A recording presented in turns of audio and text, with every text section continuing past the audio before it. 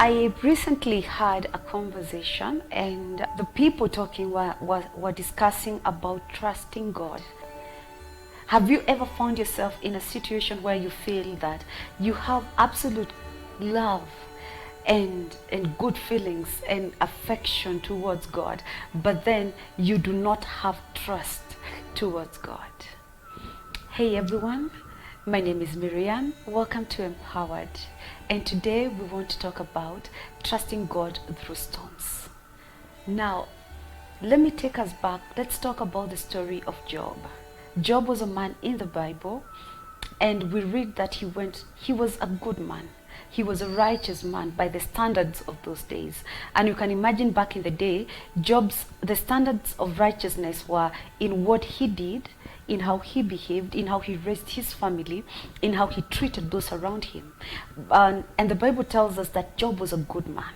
He was an upright man. He was so good that he would go and offer sacrifices after his children had had parties, because he used to say perhaps they might have cursed God while they were having their own fun and drinking, and I do not want this thing of cursing God to come back and visit my family. And he would offer a sacrifice.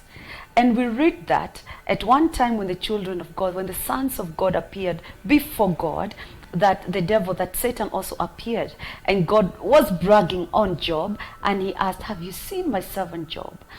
And that he is righteous and that he's doing good. And what did the devil say? He said, is it for nothing that he is righteous? Is it not because you've put a hedge of protection upon him?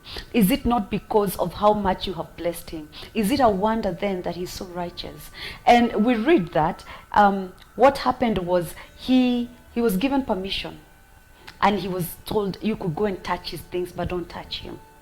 And when we read the entire book of Job, what happens is the enemy goes, he touches Job's property, his wealth, his children, and the once very, very, very rich man becomes a pauper.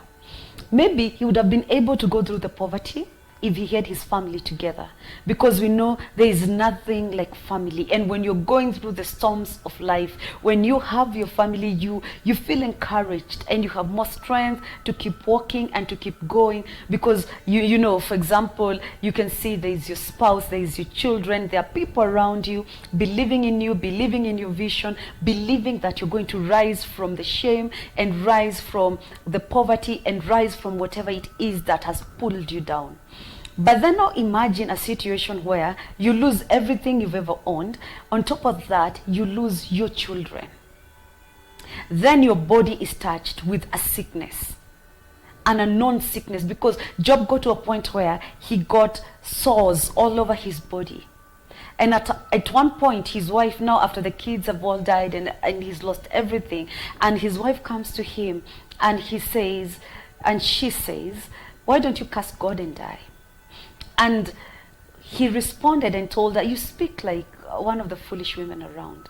And I don't want to go to bash Job's wife, because there's where she was coming from. This is a woman that had watched everything they had built together with her husband crumble down. She literally watched their entire, what we would call an empire in today's term, fall and crumble to the ground.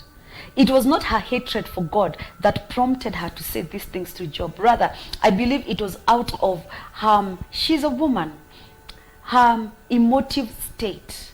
It was from her position of, this is too much. We've gone through everything that humans could go through. We didn't curse God. We didn't do anything wrong. And yet all this has happened to us. Now, we have the benefit of reading the first 2 chapters of Job. Job didn't have the benefit. He lived through what we read.